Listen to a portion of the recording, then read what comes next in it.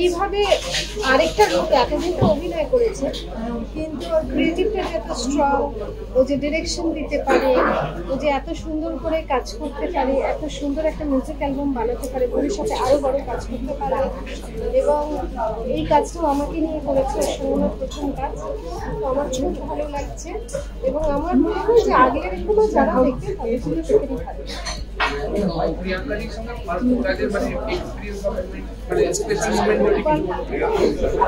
আমি অনেক বলেছি, তুমি বলো তোমার কেমন লেগেছে? মানে খারাপ বলো।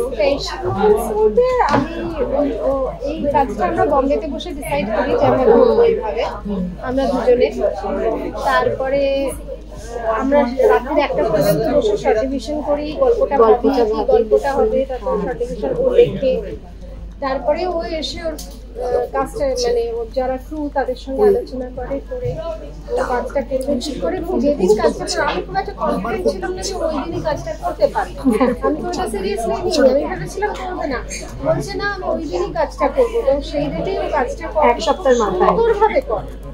আমার এটাই মানে আমরা অনেক কিছু ভাবি, সেটা এক্সিকিউট করতে তো প্রবলেম হয়, কিন্তু ও যে সেটা এত সুন্দর করে এক্সিকিউট করতে পারবে, যে করতে পারবে, সেটা আমাকে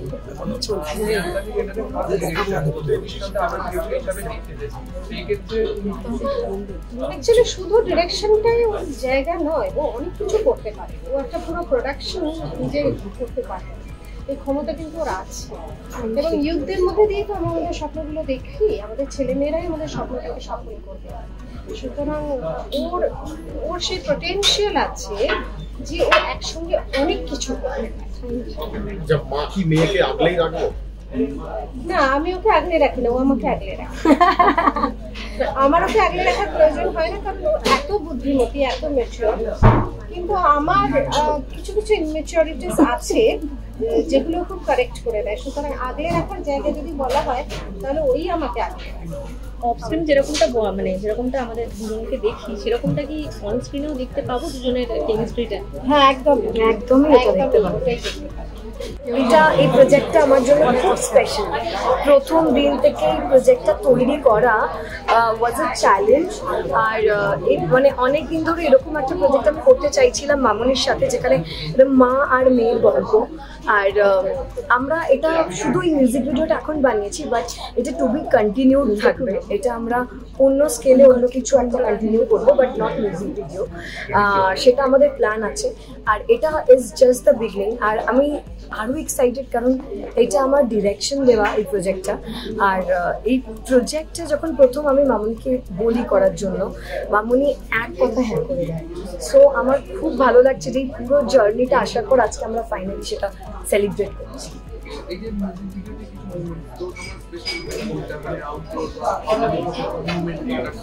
পুরো মিউজিক ভিডিওটাই আমার কাছে খুব স্পেশাল, কারণ এত সুন্দর করে আমরা কাজটা করার চেষ্টা করেছি।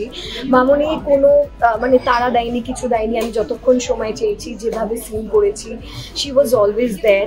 আমার গোটা টিম, আমার ডিওপি রোহান, পুনাম, পিন্টু, দিব্যা, মৌসম, সৈকত, সবাই এত হেল্প করেছে একটা প্রজেক্ট তৈরি করতে। আর যেহেতু এই গল্পটা প্রথমে মামুনির দেওয়া, তারপর পুরোটা আমার এক্সিকিউট করা, সো অনেকটা টেনশন ছিল, কারণ আমি চাইছিলাম না কোনোভাবে মামুনিকে ডিসঅ্যাপয়েন্ট করতে।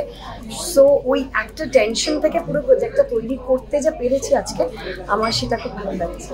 এবং এমন একটা মিউজিক ভিডিও যেখানে তুমি অলরেডি মানে অপাদিকে নিজের মায়ের মতোই দেখো অফ স্ক্রিন, আর সেখানে এরকম একটা অন স্ক্রিন কাজও তুমি করতে পারলে, এই অনুভূতিটা যদি কিরকম?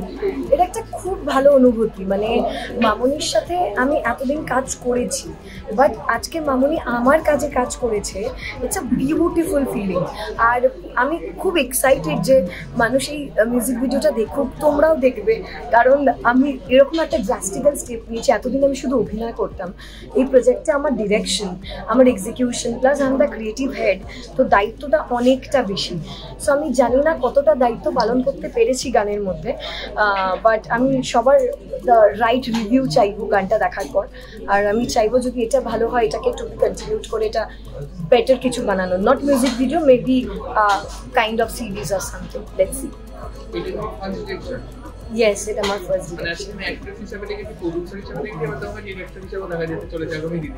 অ্যাকচুয়ালি আমি যখন একসাথে 9টা প্রজেক্ট বানাই, অনেকগুলো প্রজেক্ট বানাতে বানাতে আমার টিম আমাকে বলে, আমি যেহেতু তার মাঝখানে যখন ডিরেকশন দিচ্ছিল, তার মাঝখানে আমি অ্যাজ আ ক্রিয়েটিভ ডিরেক্টরও জানি না কীভাবে ইনভলভ হয়ে গেছিলাম। ক্রিয়েটিভ হেড আমি ওখানে, বাট স্টিল ক্রিয়েটিভ ডিরেক্টর হিসেবে ইনভলভ হয়ে গেছিলাম। তখন সবাই আমাকে বলেছিল, প্রিয়াঙ্কাদি তুমি প্লিজ একটা মিউজিক ভিডিও ডিরেকশন দাও। I was not confident, but আমার টিম আমাকে এমনভাবে পুশ করে যে অ্যাকচুয়ালি প্রজেক্টটা আমি বানাতে পারি।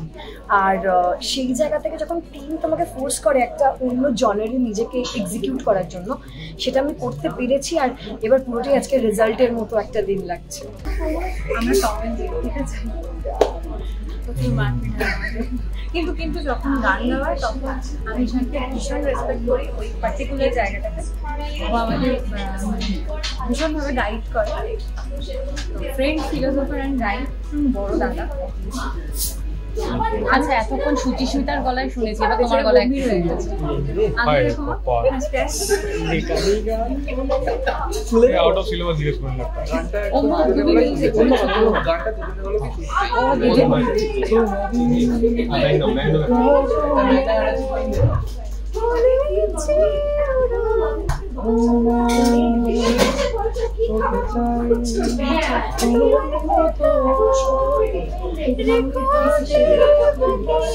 Oh,